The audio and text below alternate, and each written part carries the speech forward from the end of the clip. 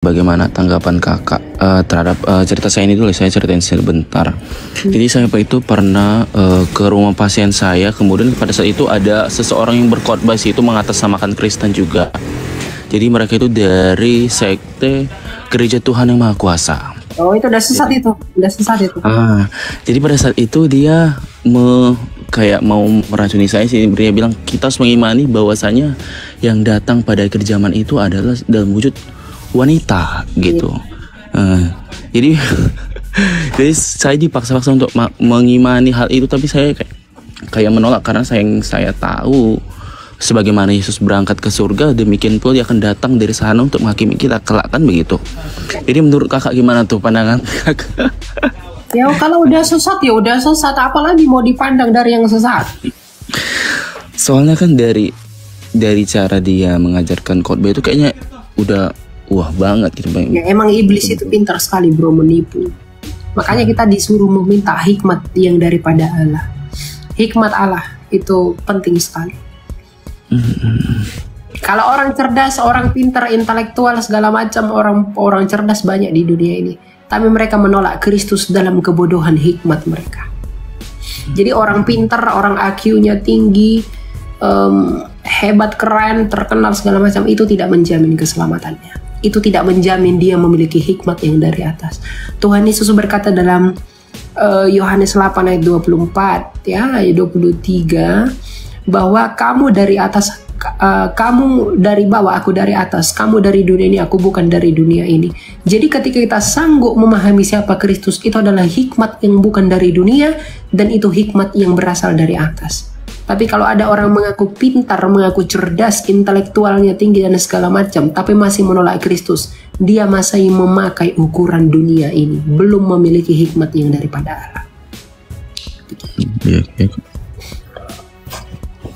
Oke deh kak, aku mau nanya itu aja sih. Aku pikir kayak, kenapa lah fotomu dewa-dewa? Apa kau?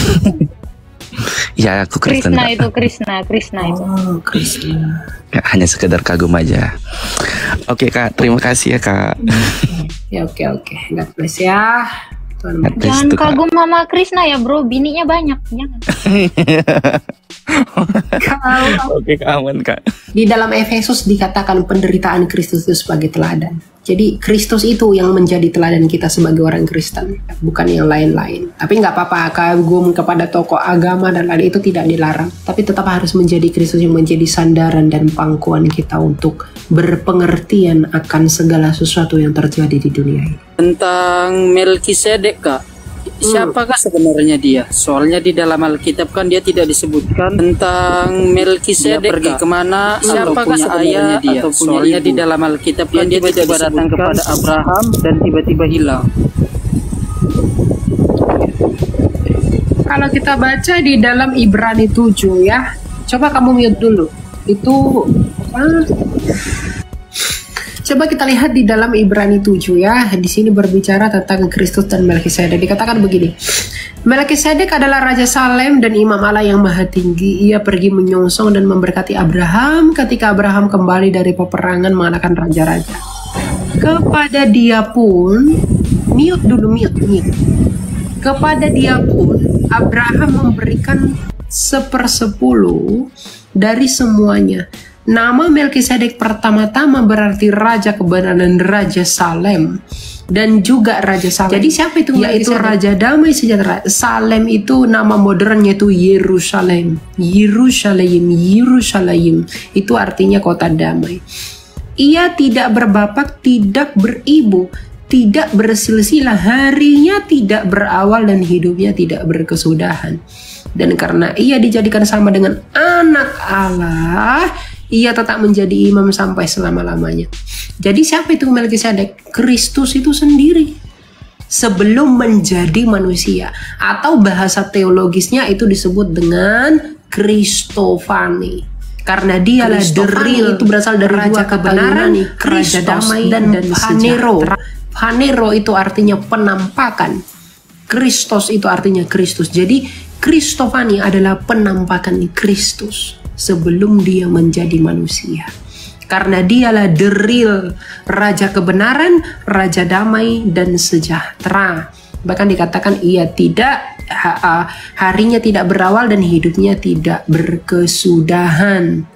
Ya, itu merujuk kepada ungkapan Yesus di dalam Wahyu 22 yang mengatakan bahwa akulah yang awal dan yang akhir, akulah yang terdahulu dan yang terkemudian. Begitu. Ya. Jadi itu adalah Kristus itu sendiri. Coba bacakan Elia yang Ibrani 7 ayat 3-nya. Poin terakhirnya itu loh yang B itu. Yang B, ia tetap menjadi imam sampai selama-lamanya. Iya. Nah, imam besar kita itu Kristus. Betul.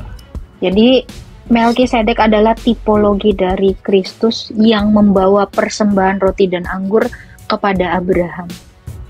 Dan Yesus apa dikatakan di dalam 1 Korintus 11 ayat yang ke-23? Dia mengambil roti dan cawan dan mengatakan inilah perjanjian yang baru itu. Dia sebagai imam, dia membawa persembahan apa? Roti dan anggur itu yang adalah tubuh dan darahnya yang ia serahkan di atas kayu salib sebagai seorang imam dan sebagai kurban itu sendiri. Imam dan sebagai kurban itu. Makanya dia dikatakan tidak bersilsilah dan Allah itu tidak bersilsilah.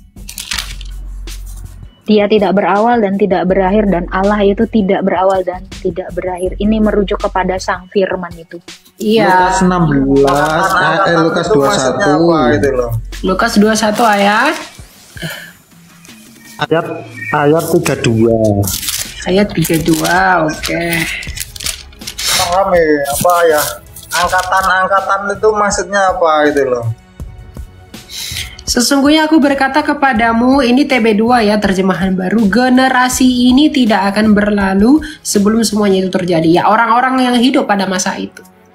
Itu angkatan generasi itu adalah mereka yang hidup di zaman ketika Kristus mengatakan angkatan 12 SMA Negeri 5 Padang Panjang. Oke. Iya. Ya udah. Nggak mungkin nggak mungkin angkatan 12 SMA Negeri 5 Padang Panjang. Ini saya mau tanya tentang orang Kristen, apakah boleh kasih jalan uang, kayak boleh menjalankan koperasi begitu, mengambil bunga dari orang? Terus kalau perpuluhannya tidak kasih sesuai perpuluhan, itu bagaimana tanggapannya? Konsepnya perpuluhan tidak. Silakan Bang. Iya. Jadi kalau kamu katakan apakah orang Kristen bisa menjalankan koperasi, menjalankan duit, ya main duit apa gimana? Begini brother, jika kita bermain koperasi sesuai dengan pemerintah atur dalam bunganya, itu tidak masalah. Seperti Bank BCA, Bank Mandiri, bank-bank lain yang diatur oleh pemerintah, tidak masalah. Kebanyakan orang bermain swasta, membuat bunga seenak-enaknya. Nah ini ya yang tidak diatur oleh pemerintah. Ya. Di Alkitab juga nggak boleh makan uang riba. Tentang swasta. Pribadi. Tentang pribadi. Ya. Kalau kita berangkat dengan pribadi, kalau kita ngikuti aturan pemerintah, di mana itu bukan bunga yang menjadi bunga riba mencekik leher ataupun membuat suatu liang agar orang masuk ke dalam, itu salah. Ya, tetapi kalau niat kita memberikan pinjaman tetapi memang diatur oleh pemerintah, bunga yang kita mainkan itu enggak masalah. Sebagaimana bank-bank besar melakukannya, ya. Jadi kita bukan fokus koperasinya, tapi fokusnya adalah seberapa persen pemerintah yang sudah atur di dalamnya. Kenapa kita nggak boleh mengatakan BCA sesat? Kenapa kita tidak boleh mengatakan Mandiri sesat? Kita harus memandang secara merata. Ya. Jadi yang ku maksud adalah bukan ribanya yang nggak boleh, tetapi bagaimana yang diatur itu kita harus tunduk kepada pemerintah kita. Itu yang pertama. Yang kedua tadi apa tadi bro? Kamu katakan? Ya, karena ada tertulis bilang apa yang kita kasih tidak boleh minta lagi. Oh, mengenai perpuluhan. Mengenai perpuluhan tadi ya? Ya. Oke, perpuluhan kau kasih pun 1 miliar sebulan, 1 miliar sebulan, tapi kalau busuk hatimu cuma-cuma itu sia-sia. Ya, berilah dengan sukacita. Jika kamu kasih kamu 100.000, jika itu bikin kamu sukacita, lakukan. Paham. Ya, jadi jangan fokus ke berapa persentasenya, seberapa sukacita kau memberikannya. Coba lihat kayak Pak Paulus yang di TikTok memberikan jor-joran, dia sukacita, puji Tuhan. Ya kan? Tetapi kalau kita memberikan tapi dalam hati, kayaknya sungkan aku beri, tapi terpaksa memberi, itu sudah dapat upahnya saat itu juga. Iya. Iya, jadi dalam perjanjian baru mengenai perpuluhan itu hukumnya adalah jika kau memberikan dengan sukacita. 1 Korintus berapa itu, Dek? 2 Korintus 9 ayat 7. 2 Korintus 9 ayat 7. Ya, berilah dengan sukacita. Itu poinnya. Mau kau kasih 50% boleh, 30% boleh, 10% boleh, 5% boleh. Berilah dengan sukacita. Poinnya adalah bandang-bandangnya adalah dengan kerelaan hati dan sukacita. Ya, Miki ya. Jadi ini satu lagi Bang, tentang apa tadi lagi? Menurut ini pemerintah berapa persen lah kira-kira persentasinya? 3%. 3%? Iya. Kalau 15% sudah masuk. Esensinya itu kan begini ya. Iya. Bukan masalah kamu berapa bunganya, bukan, tapi keterbukaanmu. Kamu kan sebagai kreditur dengan debiturmu, dengan nasabahmu. Iya. Jangan kau bilang bunganya aman kok 2%, tapi kau cek kayak dia 50%, ya matilah dia. Itu kamu menyiksa dia namanya. Tapi kalau dia sudah sepakat dengan bunga tertentu, misalnya mau kau bilang 10%, 50%, itu hakmu. Tapi itu kamu menyiksa dia namanya. Buat agree. Tapi kalau dia sudah sepakat dengan bunga MOU kan, mau kau bilang 10%, 50% di atas materai, dia setuju nggak? Kalau dia setuju, artinya dia dengan rela hati mau dengan angka yang kamu ajukan. Begitu. Jadi buatnya itu berapapun bunganya kamu lakukan, silahkan aja. Tapi kasih tahu di awal, jangan cekek dia di akhir. Itu namanya moral. Iya. Gitu. Jadi nggak ada mesti bunga berapa segala macam, enggak. Tapi Anda terbuka dengan nasabahmu. Biar debiturmu tahu kalau apa. Nanti saya bayar bunga berapa ya. Jadi dia persiapkan itu. Kalau dia sudah mau tanda tangan, artinya dia mau dan rela menyanggupi apa yang dia sepakati di dalam MOU itu. Gitu loh. Baik. Ya? Jadi bukan masalah sekian persen lebih apa, nggak ada begitu. Adabnya itu di dalam membuat perjanjian itu. Gitu. Artinya yang masuk akal itu kan saya kasih jalan 15%. Per berapa itu? Berapa hari? 1 bulan.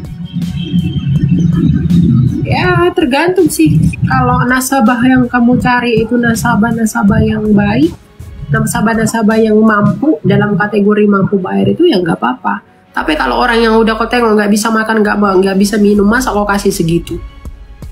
Ya itu kembali ke hati nuranimu, kau nanti yang bertanggung jawab itu sama Tuhan. Artinya mengingat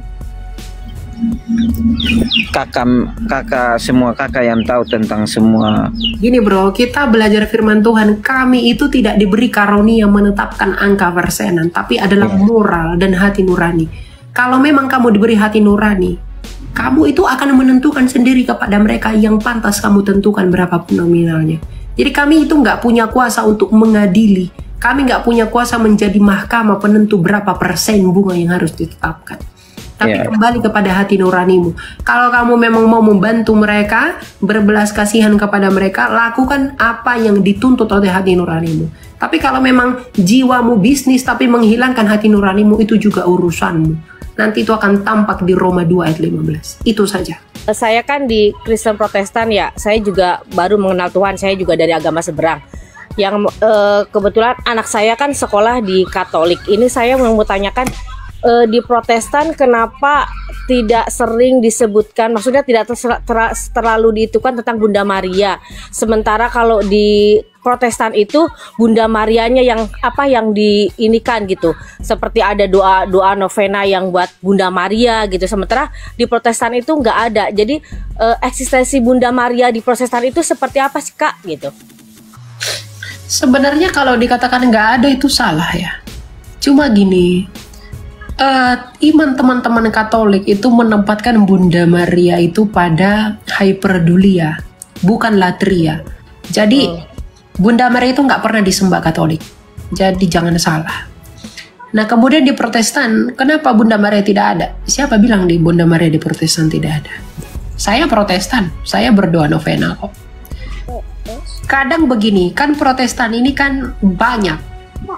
Ya, banyak yang tidak belajar dengan baik, kemudian mudah menghakimi gereja-gereja purba tanpa mengetahui ritus dan budaya gereja. Nah, Bunda Maria, berdoa kepada Bunda Maria itu kan devosi namanya, ya. Berdevosi itu kita meminta mereka untuk berdoa bersama kita, bukan berdoa kepada mereka. Nah, jadi kalau kita berpikir bahwa kenapa di Protestan itu nggak ada Bunda Maria? Oh salah. Kebanyakan Protestan sekarang hanya saja tidak mengerti Bunda Maria. Tapi kalau mengerti mereka tahu. Lutheran tradisional di Jerman sana, mereka masih pakai tanda salib. Kemudian juga mereka pakai doa devosi. Lutheran tradisional di sana. Mereka pakai Septuaginta, Deuterokanonika. Gitu loh. Cuma karena memang di Indonesia ini Protestan yang datang itu adalah Protestan modern yang dibawa oleh ya Calvin lah apa segala macam, kayak gitu dihilangkan. Terlalu anti dengan Katolik ya begitu pada masa-masa dulu gitu. Tapi kalau esensinya, apakah di Protestan Bunda Maria tidak ada? Kita tetap menghormati mereka sebagai Theotokos yang suci, yang tetap perawan sampai dia mati dan dibawa ke surga, gitu. Ya. Oke, berarti nggak masalah ya kalau misalnya kita ngikutin doa novena atau nggak apa? Nggak salah. Kan biasanya kalau di Katolik tuh ada pembacaan, misalnya kita dalam keadaan kesulitan, ada apa ritual? Oh baca doa ini nih, baca doa ini gitu. Itu nggak masalah ya Kak ya? Nggak masalah. Oke Kak, terima kasih. Iya. Itu yang saya tanyakan. Oke, God bless ya.